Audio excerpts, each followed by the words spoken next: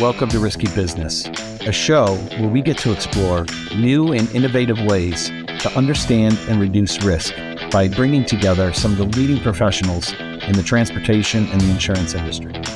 My name is Scott Grandys. I hope you enjoyed the show. Let's kick it on. Welcome to Risky Business. My name's Scott Grandys, for those of you who don't know me. Hopefully most of you do. And today we're going to have a great topic. Today's topic is about electric trucks. We're going to talk about the good, the bad, what may look ugly, what seems true, what doesn't seem true. And I have one of my friends from London, Mr. James Fleming from Attento, on with me. And we both find this topic very interesting. And so we're going to dive into it. So James, welcome to the show. Yeah, thanks for having me on, Scott. Appreciate it. Anytime. I'm glad you're here. I'm more impressed. So we're going to have some fun today. I'm more impressed you called me your friend. That's the first. You are my friend. I know, mate. I'm joking. I'm kidding. Oh, good stuff. Well, listen, before we get into the electric vehicle stuff, why don't you tell the folks that are going to be listening here a little bit more about yourself, what you do in the London market, and why electric vehicles are on your radar. Yeah, well, so I'm on the insurance side. We insure a lot of the trucks, a lot of fleet of trucks in the US for physical damage only. We don't touch the liability. So, you know, the development of these trucks is a real interesting topic for us, especially because, you know, the more they improve the technology, the more values are just going to go up. So it's a big factor in how we, assess our risk. I've been doing trucking now for, close to 20 years on the physical damage side. It's a huge commodity in the London insurance market. But it's one of the number one employment, one of the number one jobs in the US for size. It's the way you get, I think it was 70% was the figure of all your commodities transported around the US. That's a massive industry. Yeah. It's gigantic. And this the electric vehicle movement is going to have a huge impact. And I think it's important that people are looking at the pros and the cons of it in the short term and long term. Hence why we're gonna dive into it today. Yeah, I totally agree. And by the way, I don't know if they're going to be watching it or just listening to it. They can do either or, but I have got to comment on the trucker hat and the T-shirt. Cheers, You're man. Playing the part today. Usually when I see you, it's a suit jacket and no ties anymore. I think ties are getting rarer in the London market. Yeah, I've had my fill of ties. But yeah, I like the relaxed James. Yeah, looks good. Cheers, mate. Appreciate it. No worries. So listen, I looked at a lot of different websites. I sent you some of them, and I'm seeing stuff that they're boasting, and you had mentioned this before, propaganda, right? They're boasting the beautiful side of electric vehicles, and they're boasting the cost savings on electric vehicles, and we'll get into that stuff in a minute. But what they're not talking a lot about is the additional costs that are going to come with the electric vehicles, right? Mm-hmm. Looking at the values. Now, I saw Tesla put the first couple trucks out there. I saw Frito-Lay one and a Pepsi one. It was all over social media. Yep. But the prices that I'm seeing on one of the websites that I was looking at, and again, I don't know how true or not true they are, but this one is the International Council on Clean Transportation. They're saying that the average semi-truck, so a big tractor, is going to run somewhere between $400,000 and $510,000 for the unit. Yep. So now when you take that against your average tractor now, which is probably $150,000? I'd say average tractors, 150 to 200. The brand new diesel trucks coming off coming out the factories, they're about 250. Top of the range ones. So it's almost looking at almost double the price of what we're insuring at the moment. Yeah, that's and so what that's going to affect. That's going to significantly impact the cost of insurance, right? Well, I mean, look. So the way we underwrite, we rate on a percentage basis of the value. So, it's yes, it's going to affect us more from a potential loss standpoint because the values are going to be so much higher. But we will get more premium based upon how we rate our business. But then that price is going to be passed on to the insured. He's buying these electric vehicles to try and save money in the long term. Look, don't get me wrong. With these electric vehicles, I'm sure the safety aspect is going to be amazing. You look at what Tesla's doing on with all their safety precautions. If we can replicate some of that into the trucks, then it's going to be really positive movement for insurers, and to the point where rates will probably be reduced if we can prove it works. But as anything, 99% of the time, our losses are from other people doing erratic movements in front of our trucks, and our trucks happen to react to that. So if the technology is good enough to, avoid that, then brilliant. But yeah, the values is a scary aspect. Well, yeah, you have a rollover. That's a big claim. Well, I'm hoping they'll come with some anti-rollover technology. Well, the Teslas. One of my other ones, I was with Chris Moore. I had him on talking about autonomous vehicles, and I rode in a Tesla in Uber for the first time, probably about a month or so ago. And when I rode in it, it was cool. Like, it picked up it had little boxes that represent the vehicles. Yep. Driving next to the car. Yep. And it knew whether it was a minivan or it was a car or it was a truck or it was a pickup truck or whatever. Yep. Incredible. So yeah, I think maybe what I'm hearing is, yeah, the physical damage side may go up, but maybe the liability side goes down. You may want to get in the liability business. Yeah, well, on electric trucks. There's not many people in London doing that, and especially not on the primary layer. But if you know anyone, Scott, send them my way. But yeah, I had the same experience. It was back in November. I was in my first ever Tesla, and I was amazed by the information that was provided to the driver through the dashboard, or whether it's like a giant iPad, really, isn't it? But yeah, it was picking up people. It could tell what colour the traffic light was, 200 yards in front of the car. It's fantastic. Yeah, it's pretty crazy. Mm. And I think when you start to look at, fuel costs and the change on fuel costs, and then some of these sites are reporting that maintenance, there's not as many moving parts in the electric vehicles. Absolutely. So the maintenance costs are going to go down. Maintenance costs are going to go down, but a large part of maintenance costs, which they don't mention, is wear and tear on tyres. Tyres cost a lot of money, and that's a big part of maintenance. Unless you have something, substantial go wrong with the engine, a lot of it comes down to tyres. Also something they're not mentioning, which I find very interesting, is maintenance costs will probably go down as an overall. But say something goes wrong with the batteries, supply chain to get new ones, how much is it going to cost to replace them? I'm sure there'll be warranties all over the place, but say the reason why the battery gets damaged was your fault. Well, how long is that truck going to be off the road before it can be fixed and back on the road? Also, how many people out there are going to know how the technology works to be able to fix it in a timely fashion? Yeah, that's true. And then we gotta think about it. So we talk about costs, right? So the other side of the coin is revenue. So the way that truckers make money is they got to drive miles, mm-hmm. right? Mm-hmm. And here in the States, they have regulations around hours of service and how many miles the driver can drive before they have to take a break, and how many miles until they have to rest for so many hours and what have you. Yep. So, you and I talked about this before, and, I get a mug for every one of my podcasts. So your mug is this. Oh, I love it. Sorry, I'm late. I was charging my car. So, from what I'm seeing, the average distance for one of these on a full charge, and by the way, they need one of the superchargers, right? Absolutely. Because they're so big. So now you got a network issue. Yep. But,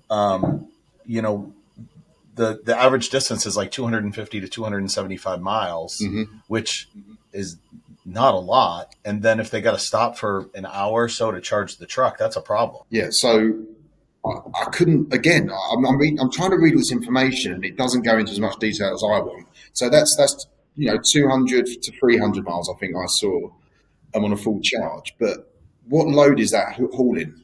Because obviously, the heavier the truck is, or heavier the trailer is with the cargo, the less mileage it's going to get out of those batteries. So, I mean, well, I think Tesla have promised up to 500, I think, once their trucks are fully developed, which, is a step in the right direction. But at the moment, a big rig with a 300-gallon tank is doing almost up to 2,000 miles. Yep. So Yeah, there's still a big disparity there. Yeah, and that to me, that's the you can save all the money you want with these trucks. I'm not saying it's not good for the environment, because it is, right? But at the end of the day, if you're not generating the miles to get the revenue, then the savings really don't mean anything, right? But I think we're being a bit harsh here, right? We're focusing on long haul, right? For a short haul operation, I think electric trucks are absolutely perfect. If their trucks are doing around the 300 to 500 miles a day mark, absolutely, electric trucks are the way forward for those guys.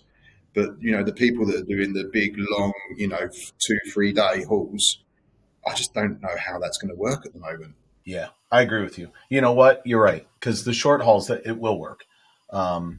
Because if they're just putzing around, 250 miles a day, Yeah, and they're doing drops, yeah, for sure. I'm looking at one here too. I just pulled one up with the charging times.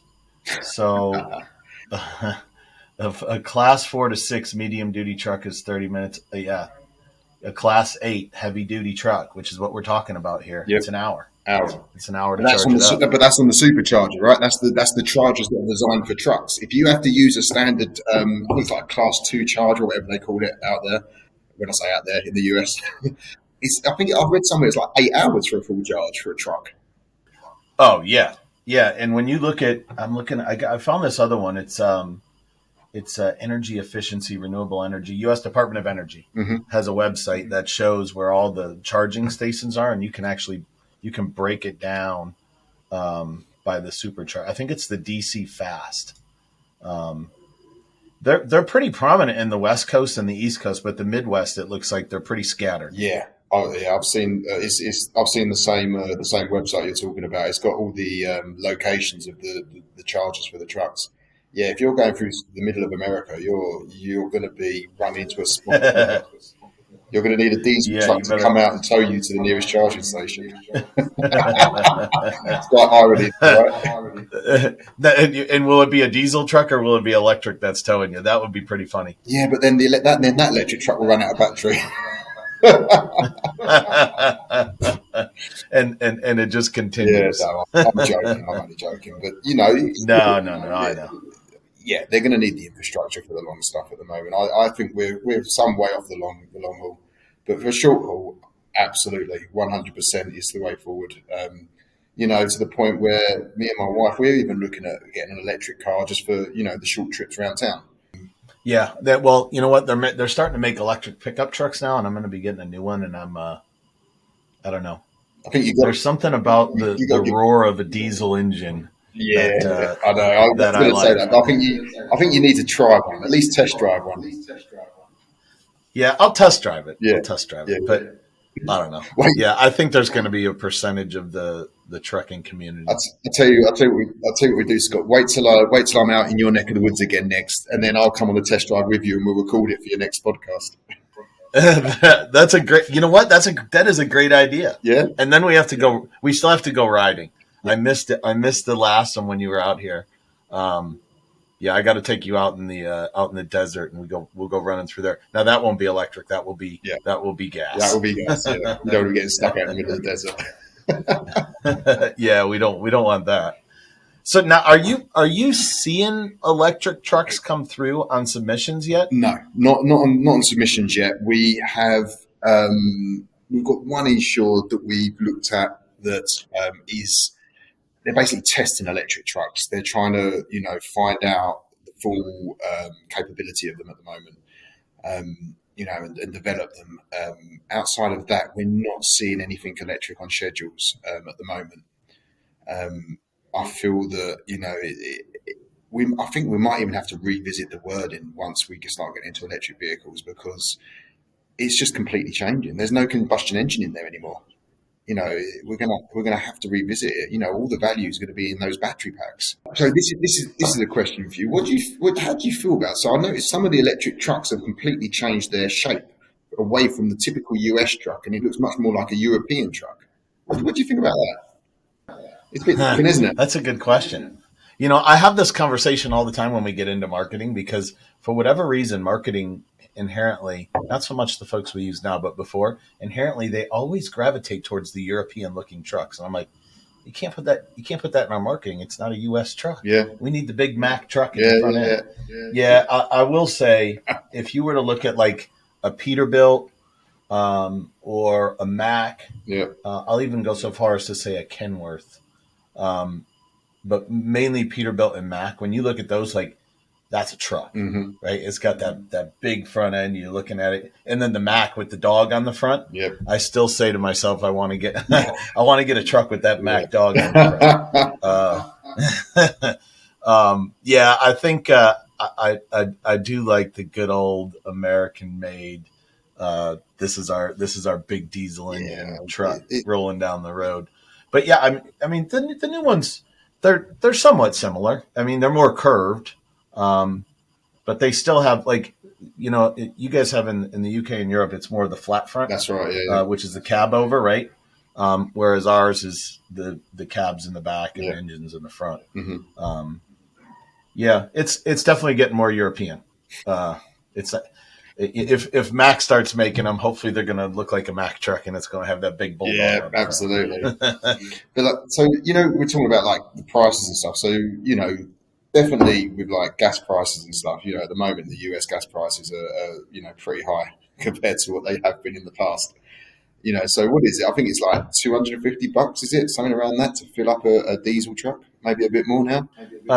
It's more than that, because you're talking. I mean, there's a couple hundred gallons worth of fuel going in there, and diesel prices these days, even with a discount, they're probably still north of $4 a gallon. Really? So it's a $2,000-$2,500 fill up. Really, for a full fill? Oh, yeah. It's not cheap. I had some stats on the average size. You know what? Let me pull it up right now. Let's look at it. The average size of I think it's I might have been looking at pickup truck numbers then when I got that 250 from. Yeah, that's a pickup truck. Well, yeah. Here, average fuel tank size on semi trucks. Let's see what it is. 125 to 300 gallons. So so my 2,500 was a bit high. If they're paying $5 a gallon, which I think would be a little steep if they got a fuel card. Yeah. And they got 300 gallons worth of fuel, it's $1,500. Yeah. So it's probably anytime they fill up is 12 to 1,500 would be my guess. Okay, well the equivalent of the 250 on a pickup truck then was, I think it's about $30 to $40 on an electric cost for the electric. So that's a big difference, right? Oh, it's huge. And fuel costs without a doubt. I mean, so if an average truck, let's do that. So an average truck, if they're running efficiently, let me pull out my calculator here because my math is not all that great. So they do. I think they average about seven gallons or 7 miles to the gallon. So if an average truck does 100,000 miles in a year, divided by 7, that's 14,000 gallons of fuel times. Let's just call it $4, which is low. Right. You know what? Let's call it $4.50 because that's probably about right. That's $64,000 a year in fuel. Yeah, that's a lot of fuel. It's a lot of fuel. That is a lot of fuel. So you're going to recoup your money pretty quick just through fuel bills, right? Oh, yeah, because let's do the math again. So if you did, let's call it every 250, so we play on the safe side. So 100,000 miles divided by 250, that means they'd have to have 400 stops times $40. Mm-hmm. 16,000. Wow. Yeah, that's a huge differentiator. And then, so if you bump, just ballpark it. If you bump the physical damage now this is assuming also that you didn't change any of the wording in the policy. Yeah, just a pure like for like, battery and all that stuff. Yeah. Yeah. So if you went from 150 to 500 in physical damage costs, I mean, what ballpark? What's that going to cost them extra in insurance? Well, I mean, as I said, it's on a percentage basis, right? So let's just say sort of an average rate of around 3% for a standard truck, okay? Mm-hmm. So what's 3% into 150? You'll have to do that. I've got my calculator in front of me. Yeah, 150 times 0.03. So that's 4,500 versus, let's call it $500,000. Yep. Times 0.03, 15,000. So, now you take, if you subtract the, all right, we're really getting into numbers here. Let's go. We're really playing this down here, right? This is just, we're just chucking a basic number at this. There's so many other factors that go into working out the rate. Let's just chuck a basic rate at the number, okay?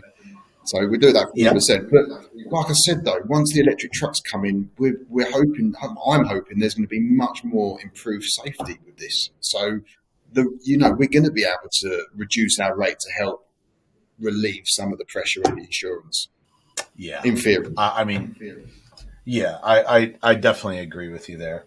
But, I guess it would affect you too, because a safer driver is not going to have as many physical damage. Absolutely. Claims. But then supply chain issues, especially whilst there's a limited amount of spare parts available. Those spare parts are going to be very expensive. We've just seen it. The inflation we've just seen in the US, spare parts were through the roof. You couldn't get hold of spare parts for trucks when they were in accidents. Just couldn't do it. No, it's nuts out here. It is absolutely nuts. It's calming down a bit now. It's improving. It is starting to improve a bit. But imagine that. But I reckon it'll be 10 times worse for these electric vehicles at the start, because there's just not going to be the availability. And the next thing I know as an insurer is I'm going to have the insured screaming at my agents and my cover holders and my TPAs saying, well, why is my truck still off the road? How do we explain we just can't get hold of the parts to repair it to get it back on? Yeah, it's crazy. This whole cycle that we just went through. Yeah. So I like big trucks, right? I get the big 3,500 Ram dually. I pull the big camper, long bed, all that stuff. Diesel, Cummins engine. There you go. And not last year, November of 2021, I sold my truck for $16,000 more than I paid for it. I put 60,000 miles on it, and I was like, you know what? I'm going to capitalize on this. The rates are going to come down in a little bit, and I'll just buy another truck. Yeah, I'm still waiting. I really screwed myself on that one. So what are you driving around at the moment then? In the meantime, I drive the girlfriend's Jeep around when I'm home, and then if I need to haul my camper, I rent a big truck. Do you take the doors off and look really cool drive around? Oh, the Jeep? Yeah. Oh yeah. Oh yeah. You'll see it when you come out here. You'll see it. And then you can have the doors off, and it's not like a normal Jeep where you gotta remove the top and store it. You just push a button and the whole thing opens up. It's really cool. Awesome. Yeah. It's a lot of fun. Also a gas engine. Also a gas. Oh, shock. Surprised. Yeah. So yeah, you know what? Listen, back to this. I think I'm curious to see where the whole electric truck thing ends up, because there really are. And one of these things, there's a study on, the fuel cost versus the electric and all that. And, we were actually kind of in the ballpark of what they were putting out there as well. But, the upside, I'm trying to find this other website that I'd sent. Oh, here you go. Here's the fleet expenditure breakdown. This is on what website? This is on fleetcomplete.com. A fleet expenditure, 36% of their costs, a fleet's cost, is fuel. And then repairs, tires, preventable maintenance is another 10.4. And I wonder out of that, how much is tires. I would venture to guess it's half. I would say so. You probably got, between preventable maintenance and repairs and fuel costs, it's 41%. It's a big number. It's a huge number. It's a huge number. Look, I honestly think, is this going to really come into force in the next couple of years? I don't think so. In the next 10 years, yeah, watch this space. Electric vehicles are here to stay, definitely.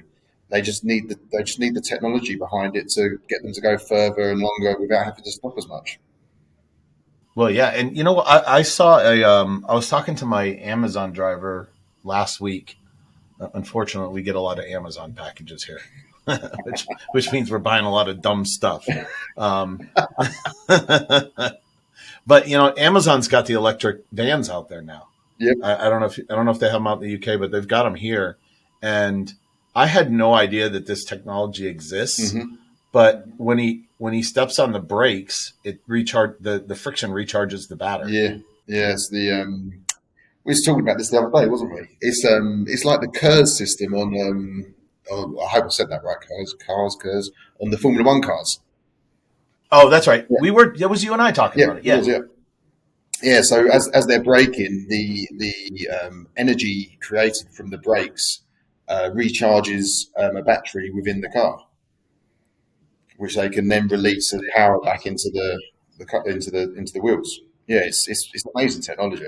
Yeah, it's that's pretty cool. I had no idea that exists, and then I wonder if they can. You get to charge a truck battery back up to full if you just slam on the brakes.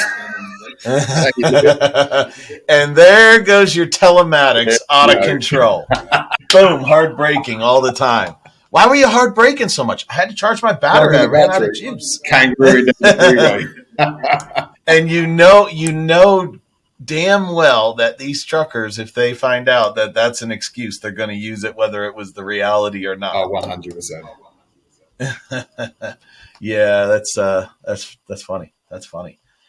I don't know. It'll be cool to see. I think when you think about electric vehicles and you think about autonomous vehicles, I kind of put them in the same category, not for all the same reasons, but I think like autonomous vehicles, they're going to go through their ups and downs, right? Because something's going to happen. It's going to cause a crash. And then all of a sudden they're going to yank it back. They're going to redevelop, reprogram, recode, Yep. Retest, and then re-release. And I think the same thing with electric vehicles. I think people are going to test them. Maybe they work, maybe they don't work. Maybe they didn't think about certain things going on. I definitely think the battery issue is a big one. Yeah. Like what happens, and this is just what I've heard. I don't know the stats on this, but like on the Teslas, it has a shelf life, doesn't it? Once the battery's out, it's extraordinarily expensive to replace it. I have not researched into it at all. I wouldn't know. I don't own an electric vehicle. I am potentially going to start looking into them, but I haven't done any homework on them yet. But I can imagine. Well, I'm going to look. I can imagine a lot of the value is in that battery system. Here we go. So here's how much does it cost to replace a Tesla battery? Oh, it's not that bad. Between $5,000 and $7,000. But then here's another one between $12,000 and $13,000. Yeah, what's the model in the car? I mean, that's still a lot of money for a car, isn't it? That's a lot of money to fork out for a car. I mean, what would the equivalent of that be replacing on a standard pickup truck? So like the gearbox. The gearbox. Shit, it's $150 to $250 for a battery and on the diesel, like I'm talking pickup truck diesel, it has two, and so it's about $500 when you replace the batteries. Yeah, and you got to do that. Like here in Arizona, I got to do that every 2 years. Right. But yeah. I wonder how long it lasts. Yeah, that's it. Yeah, how long do they last? Because it's all well and good buying all these trucks and all these electric cars, but how long are they going to survive on the original battery packs? Is it done on age of the battery pack, or how many miles it's driven, or how many charges it's done, or how do they measure that? So here's what it looks like. So it looks like I've got several websites that popped up that say that the battery lasts between 300 and 500,000 miles. So here's where here's where the math gets pretty good. Is that just for a standard car, or is that what they're saying the trucks will do? Because if that's what the trucks are going to do, that's going to cost them a fortune, because an average truck does what? Oh, that's every 3 to 5 years. Exactly. Oh, that's just a Tesla. Yeah. Hold on. How long will an electric truck battery last? Yeah, this is critical.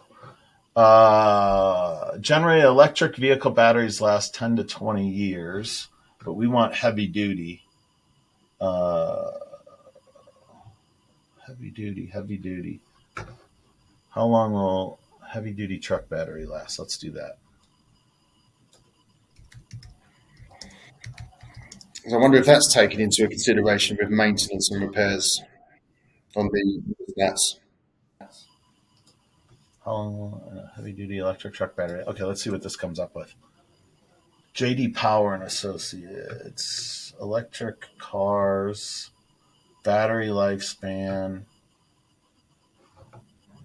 Everything's saying 10 to 20 years, but I don't.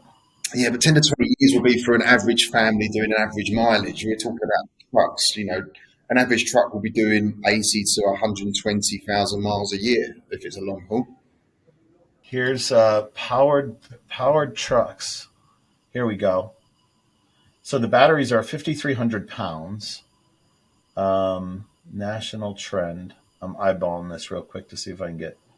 It says which has 230,000 vehicles, extra pounds, weight problems, beyond weight. That's it. So you know what? That's another downfall. 5,300 pounds. That's going to, now we're back to revenue, right? Mm-hmm. Because these trucks have to be able to pull as much weight as they possibly can. Yep. This one's not telling me. Okay. Well, that's one for the future to find out then. Maybe the data's not there yet. Yeah, maybe it's not. Yeah, because if it is like the car, you're talking you're talking every 3 to 5 years they'd have to replace that battery, and it's probably more expensive. And it can't be on an empty load. You have to do this data on full loads. Yeah, for sure. Yeah, you know what? I bet the data's not out there yet. I can't imagine it is.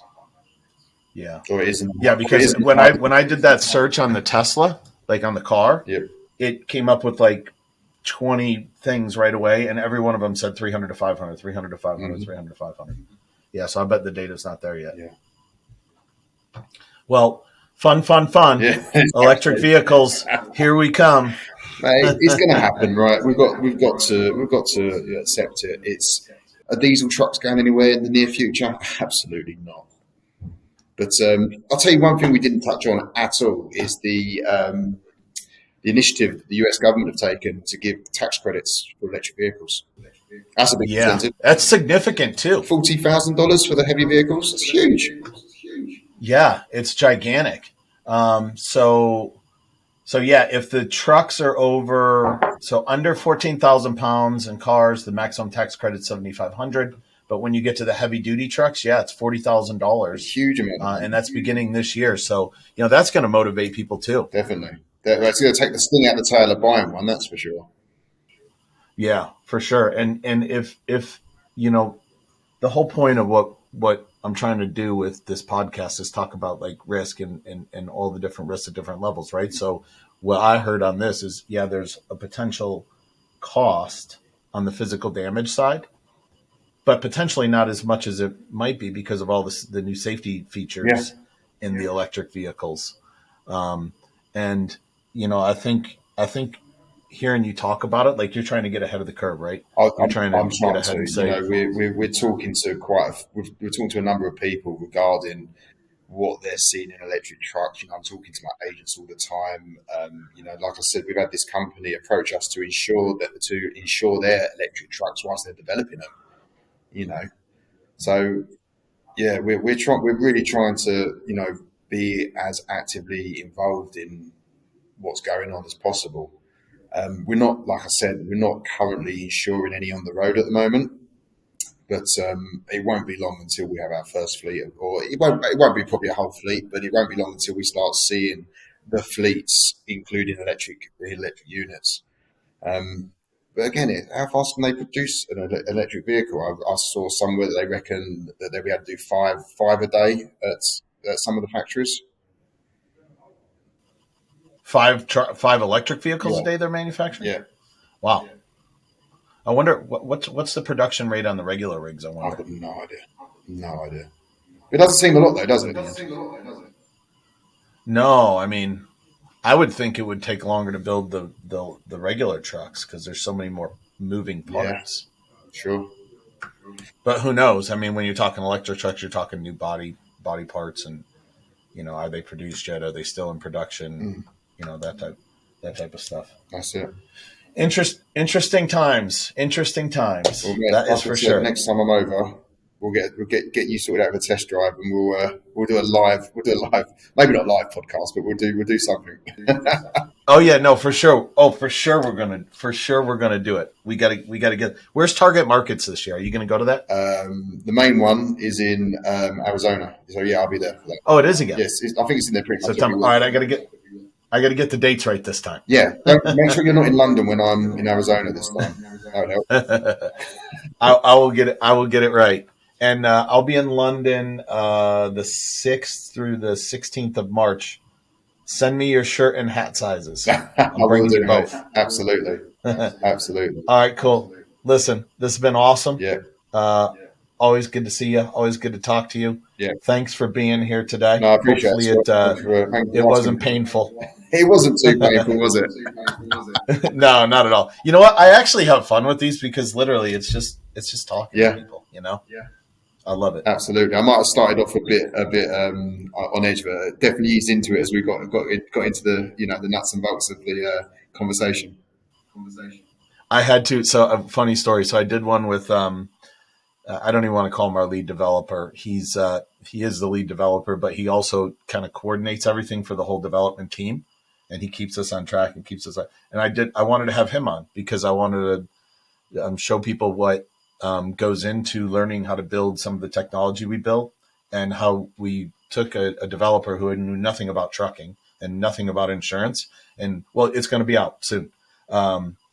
Saturday, we dropped the first few, and then we're going to start launching the podcasts from there. But anyways, to hear him talk about what he knows about trucking now is pretty cool. Yeah. And to hear him talk about what he knows about the London market is pretty cool. But he was nervous. So we had to have cocktails in our mugs for the podcast. So we were drinking on the podcast. It was fun. I think you're going to keep that secret, Scott. No, I brought it up right away. Listen, it's a podcast. I'm joking. You know what? Do you watch South Park? I have been known to watch South Park. Yes. Yeah. So Eric Cartman. Yeah. Where he always says, "Whatever, I do what I want." Love it. Don't compare me to Eric Cartman, right? That's right. All right. Listen. Be well. I know it's getting late there. Thanks for being on. I'll see you in a few weeks. Yeah. And send me your shirt and hat sizes. I'm bringing you some swag. All right. Cheers, Scott. See ya. Bye, pal. Peace. Bye. I hope you enjoyed our show today. Remember, when it comes to creativity and innovation, I always like to quote one of my favorite lines out of the movie Tommy Boy. If you ain't growing, you're dying. There ain't no third direction. My name's Scott Grandys. I'll see you on the next show. Peace.